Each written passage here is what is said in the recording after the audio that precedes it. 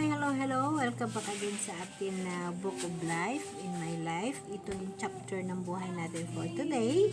So, yung verse ng atin na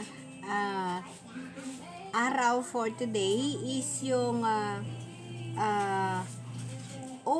Pedro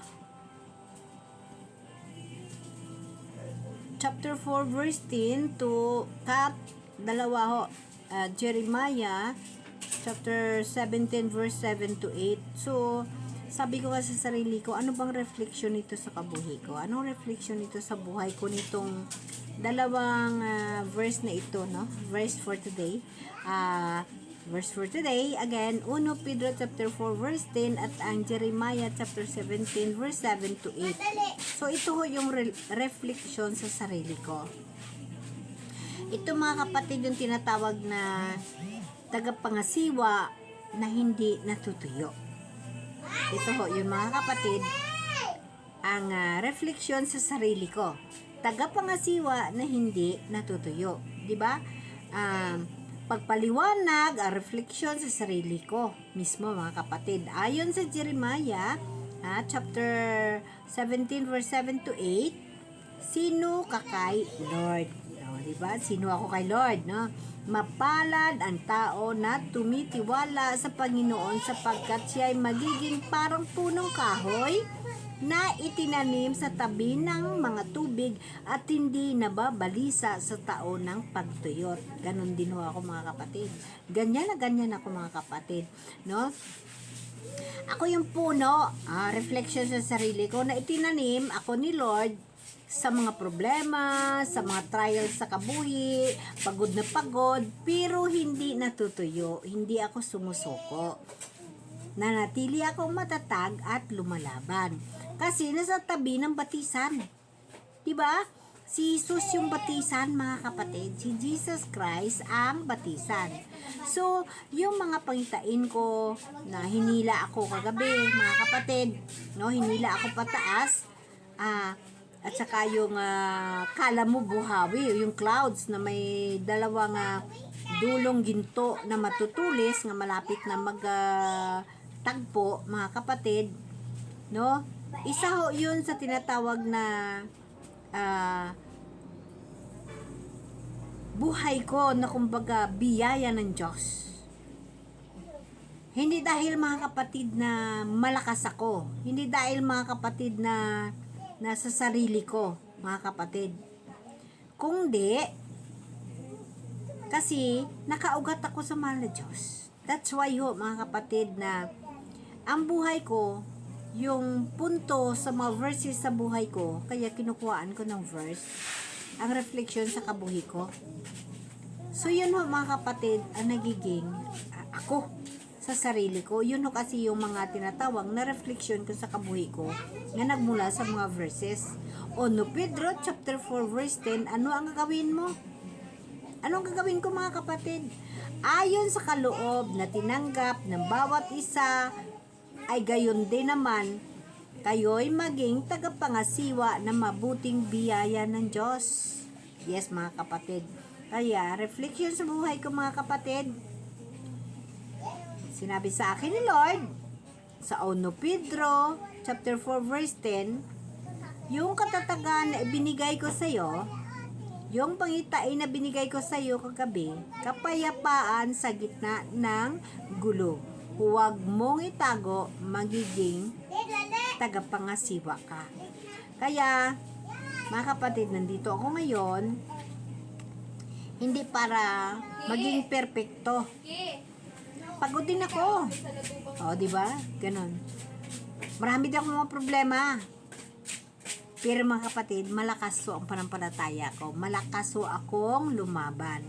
Kaya nga mga kapatid, ang biyaya ng pagpangasiwa, kagaya nito mga kapatid sa pagbahagi ko ng mga aking naranasan, mga testimony ko sa buhay ko mga kapatid, ito yung tinatawag na ibabahagi ko sa inyo, i-share ko sa inyo para magkaroon ng katuturan ang buhay ko rin dito sa mundo.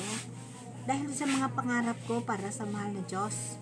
So, ibig sabihin mga kapatid, itong ating video ngayon, ito yung puno sa tabi ng batisan, tagapangasiwa ng biyaya.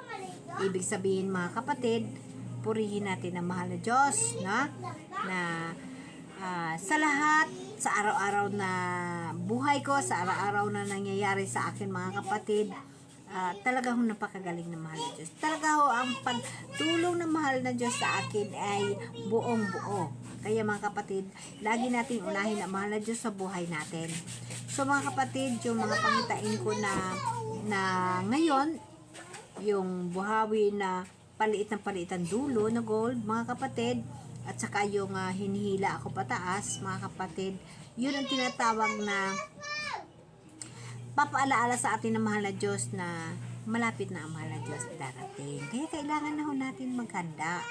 So mga kapatid, ayun ho, sa Jeremiah chapter 17 verse 7 to 8, uulitin ko mga kapatid, ito pala yung nakasaad dito. Ako yung puno. Example mga kapatid.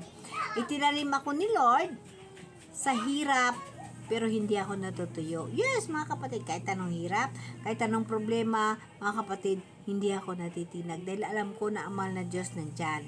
Kasi nag-ugat na ako sa mahal na Diyos. Kasi kilalang kilala ko na siya. Kilalang kilala na rin ako ng mahal na Diyos. Kaya mga kapatid, kung pagod ka, kung nahihirapan ka sa buhay mo, lumapit ka sa mahal na Diyos. Kilalanin mo mahal na Diyos, magpakilala ka ng husto, at kilalanin mo rin ng husto ang mahal na Diyos. Ibig sabihin mga kapatid, yung mga hamon natin sa buhay, yung mga problema natin sa kabuhi, mga kapatid, wag natin ho yan sukuan, kasi isa ho yun sa mga biyaya ng mahal na Diyos na pag matagumpayan mo yon, ibig sabihin, isa ka sa nagtagumpay. So mga kapatid, magpasalamat tayo sa mahal na Diyos sa mga bagay na yon.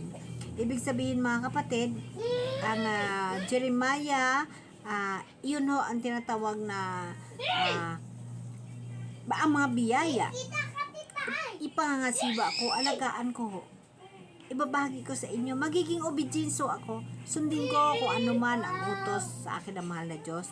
Ito ho yung nasa kasulatan na kailangan mo sundin ng mahal na Diyos.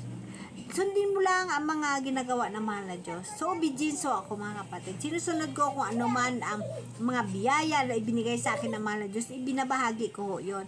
Ito yung makikita natin sa 1 Pedro chapter 4 verse 10 mga kapatid. At yung tinatawag na ang katulad ko ay isang puno na hindi natutuyo. Kasi mga kapatid, kahit anong kahirapan, palaban ako mga kapatid, hindi ako sumusoko. Yun ang buhay ko. Kaya mga kapatid, nagpapasalamat ako. So Lord, thank you so much sa lahat ng mga biyaya na ibinigay mo sa akin. Mga kapatid, mga muyo tayo para sa kagalingan ng mga sakit, kung sino man ang makadaan sa video na ito. Lord, ako'y humihingi sa iyo ng patnubay, gagabay na tulungan mo, Panginoon, ang mga tao na humihingi ng kagalingan sa kanilang nararamdaman. Ibigay mo sa kanila, Panginoon, ang tinatawag na energy, kalakasan, upang magkaroon sila ng lakas na hahanapin ka at magpakilala sa iyo at kilalanin ka ng tuong-tuo para magiging sila rin katulad ko, Panginoon, na best friend kita. Lord, again, hinihingi ko ang kagalingan ng mga tao na makadaan sa video na ito, makakinig sa pulong na kung saan ang biyaya na ibinigay mo sa akin. Maraming salamat. Sa ngalan ng Ginoong Hesus Kristo, Amen.